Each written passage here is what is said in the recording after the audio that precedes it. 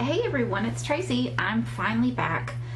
We finally got moved in about 2 weeks ago, and I'm still trying to get my craft room situated a little bit. I've got some lighting issues. As you can see, I've got some shadows being cast, and I'm just trying to work things out. But I have quite a few layouts that I did actually right before we moved, and a couple of them when I got here, just to try to find my mojo again. And I'm just going to jump right in and share some with you. A lot of these I don't remember the papers that I've used because it's been a while, but this first one here is more of an artsy type project, and actually some of these are actually going to be, you're going to see a lot of this happening. But on this one here, I did a lot of painting around the edges and some splattering, and I've got some texture going on right in here. And that's just using some gesso and texture paste mixed together with some of my homemade stencils. And I just cut out some of my pattern papers and just kind of layered them on together. I've got some letters, and I believe that these are from, you know what, I'm not even gonna lie to you, I can't tell. Of course, these are some really old thickers here. I've got a really teeny little stamp right here. I'm going to pull it up close. Right there. Whoops. And that's just one of my little date stamps. And it says love, love, love. And the title is She Got Her Sister.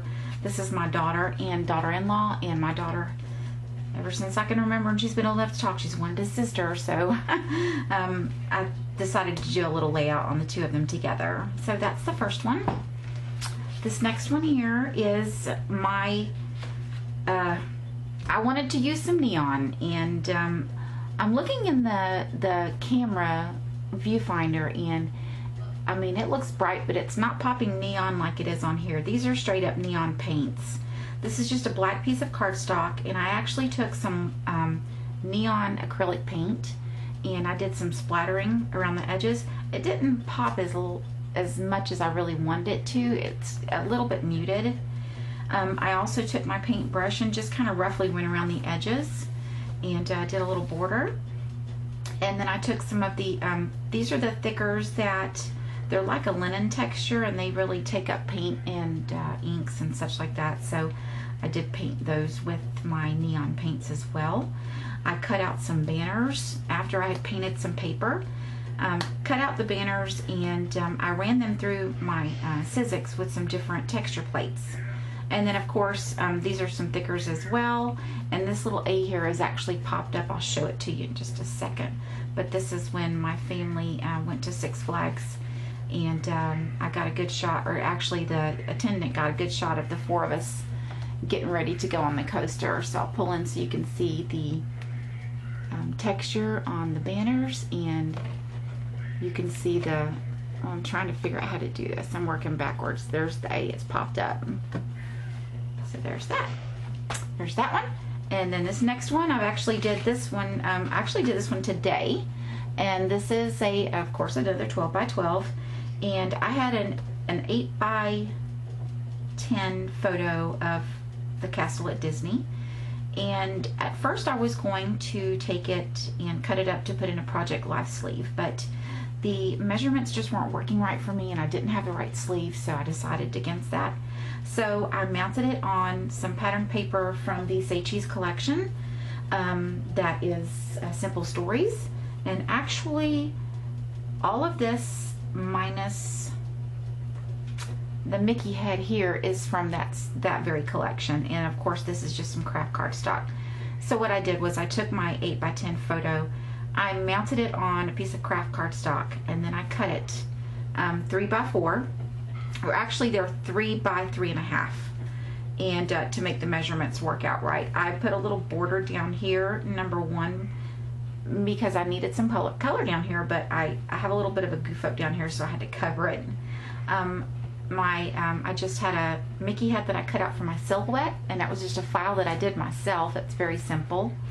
And this is just one of the little stickers that are on their sticker sheets. I made some faux flare and from the exact same paper. And this is also from a cutout from one of those papers in the Say Cheese collection, and another flare here. And this is a cutout from, let me get back up here. This is a cutout from the Silhouette store. Happiest place ever. And I'm not sure if you're going to be able to pick it up, but I have some sparkly on it. It's probably not picking up. But so you can see the gap in between the photos. I just separated them out just a little bit so you could actually, you know, tell that that's what I did. It's very simple. This next one here is the layout that won me that fantastic prize package from scrapbook.com on National Scrapbook Day. The challenge was rainbow, and this is completely painted. This is actually the backing of packaging, and I needed something with a little bit of weight. I'm having an issue with this one because it is massively curled, and I'm going to put it in some books to flatten it out a little bit. It's definitely got some curling going on. I don't know if you can.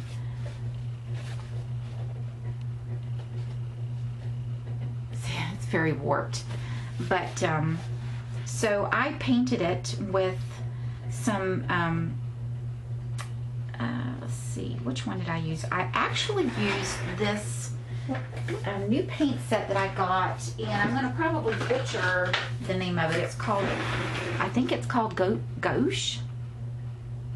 I'm just going to show it to you. I actually picked this up at a store called Five Below, but it's got some really, really pretty, I'll open it up for you, really pretty colors. It's a nice bodied paint. It is completely matte when it dries, and it's extremely opaque. And so this was my first attempt playing with those, and I really liked I mean, the colors are just so intense. You can mix them just like, you know, acrylic paints or what have you. I liken them to acrylic paints, matte finish, flat finish, or whatever you want to call it, and extremely opaque.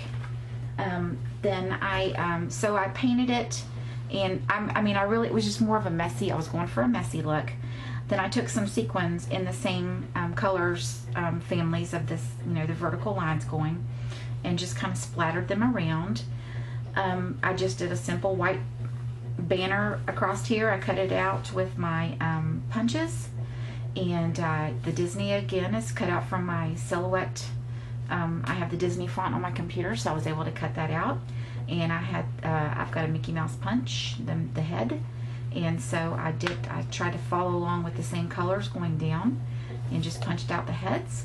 And these are the little Tim Holtz letters that are in the little matchbook thing that everybody's crazy about. And then I just popped the photo up on some pretty thick foam tape. And this photo is actually really pretty hysterical. My kids wanted to get a picture for me from their trip to Disney, and they went to Planet Hollywood. And my daughter, bless her heart, this is an area that looks like the paparazzi's taking pictures of you. And so she is posed, and she's smiling, and she's ready to go. And I want to pull it up so you can see this. My middle son, my oldest son, and my daughter-in-law, all of them are like making faces, and she was completely unaware of it until afterwards. Absolutely hysterical. But these are my kids, and this is exactly what they're well known for. You just never know what to expect. So I really enjoyed this one here, and I had a lot of fun. This next one here is actually a photograph from that same trip that the kids took together to Disney, my daughter and my oldest son. Very, very simple layout, using just some pattern paper, some craft paper, again some more pattern. I just kind of tried to pull some colors from the photograph itself. I did outline using a white jelly pen, and did a little faux stitching around the cutouts. This is a stamp, and I believe this is, let me check real quick. I actually, at first I was going to say this was Heidi Swapp, but it's not Heidi Swapp. It is, oh, forgive me for not being prepared. I need to be better prepared. I will find it, and I will link it down below. It may have been, I don't think it was Jelly Bean. Maybe it was. I'm not sure. But there's a lot of cute little octagon and hectagon shaped banners in it. And anyway, I stamped it. I stamped it using the Memento Luxe ink. And up here I just used one of my wood veneers and put one of the stickers on top of it and did some journaling. And I mean, easy peasy layout, really simple. And I'll just pull it a little bit closer so you can see the details. There's really not much detail on this to see, but I like it. It's pretty simple. And then the last one here, I had a blast with this one. And this one is totally 100% inspired by Wilna Furstenberg. I am obsessed with Wilna. She is incredible. She did a, actually she's done a few videos on her paint swatches and using her acrylic paints really, really thick. And she just really inspired me to try something like that. I found a file on Silhouette that had some paint strokes and brush strokes in it, and I manipulated it a little bit to make it work for me. And I did paint over them rather thickly with my acrylic paints and the colors that I chose. And this here is just one of the 8.5 by 11 Amy Tangerine papers that Michaels was selling not too long ago. It was the $5 stack, and I'm so happy I got that. And I just painted in some of the hearts with the exact same paints. This is actually just a hand-drawn heart, and I cut it out and popped it up. This is a cutout from the Silhouette as well, the Picture Perfect, and I did cut that out on black cardstock. I didn't paint this one, and I just scattered some sequins on it. This background paper is another recycled piece of packaging, and I painted it with some gesso, and I will pull it on. There is some texture paste going on that as well, and just a little black splattering. I absolutely love this layout, and I'm going to pull it in closer so you can see the texture going on here, and you can kind of see some of the texture from the paint. So what I did was I cut these out with some watercolor paper. It's pretty thick. And once I had them cut out, then I painted them with the colors that I chose to use for these, and then you've got to let them dry. I let them dry overnight because I used a lot of paint. I really wanted the brush strokes to show through on this. And all of these colors,